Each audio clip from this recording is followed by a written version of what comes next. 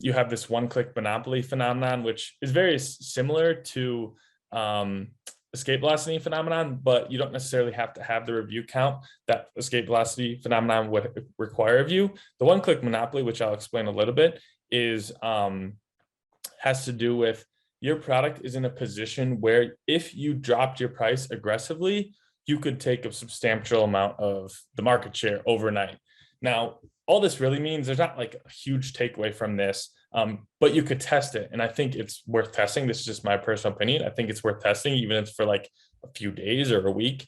But I think it's like a curiosity. You kind of get this like sentiment of like, how strong is your product in reality? And then I think if you really do that kind of aggressive pricing strategy, I think you'll learn a lot about your market and maybe how price sensitive it is or how competitive you really are or things like that.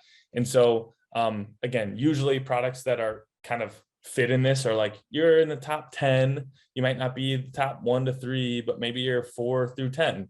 And it's like, but you might have that exposure, that current ranking where if you dropped your price aggressively or had a high dollar off coupon or something like that, overnight, you might increase your sales 30, 40, 50%. There's no exact number, but the point is you have the ability to do it. And that means your listing is at a point where you are like, you're established and you're strong and you have the ability, which is nice. It's very nice and to know, shoot, if I really want to push or if I'm really getting a stuck position or whatever, I have that ability to. My product is at a point or my offer is at a point where I can do that.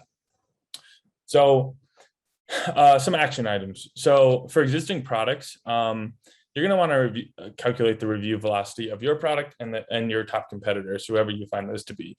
This is pretty easy to do. I like to look at the last 90 days. Then you divide by 3. So that's going to get your 30-day average of those trailing 90 days. And then I like to get it to a daily number. So you take 90, let's just say you had 90 reviews in that 90 days. You divide by 3, that gets you to 30, and then that's 1 per day, right? So your review velocity is 1 per day in that example. And then do that for all your competitors. And then forecast it out 6 to 12 months, right?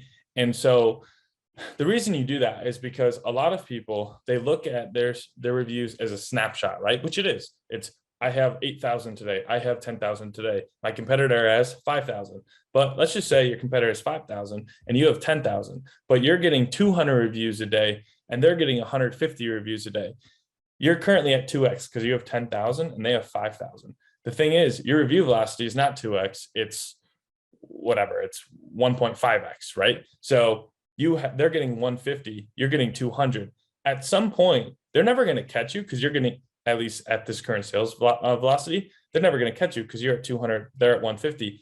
But that 2x gap that you have is slowly going to close, right? So after day 1, they're at 5,150 and you're at 10,200, right? But now you are immediately, you're not at 2x anymore. You're a little bit below that, 1.98 or something like that, right? And with time, they're going to chip away at that. And that might slowly, which this is why it might slowly be killing your business. It might slowly be taking a little bit of that market share slowly from you because your 2x advantage that you had, that perceived popularity, is becoming less and less and less. And so it's something to take note of because it's very easy to see, I have more reviews than I had yesterday. So did my competitors, but who cares, And I don't think anyone's really paying that much attention to this, but we do know everyone's paying attention to reviews, to some degree. I think it's just like the snapshots they're looking at, and they're not really looking at the velocity and kind of what's behind the curtain. And then ask yourself, does this put you in a position where you feel good about it in 6, 12, 18 months down the road? And then say, okay, well, maybe if you say, oh, I don't like this, then maybe you should adjust your strategy today versus 6, 10 months down the road, you look back and you go, dang, now you're at 15,000 and they're at whatever, 12,000. Now it's like, shoot, that advantage is gone or almost gone. And now it's going to be that much harder for you to compete where you were never really able to reach escape velocity when in theory you could have. Now, I'm not saying throw everything out the window for the sake of escape velocity and, don't take any profit. The point is be aware of it, calculate it, and then make the best decision for you.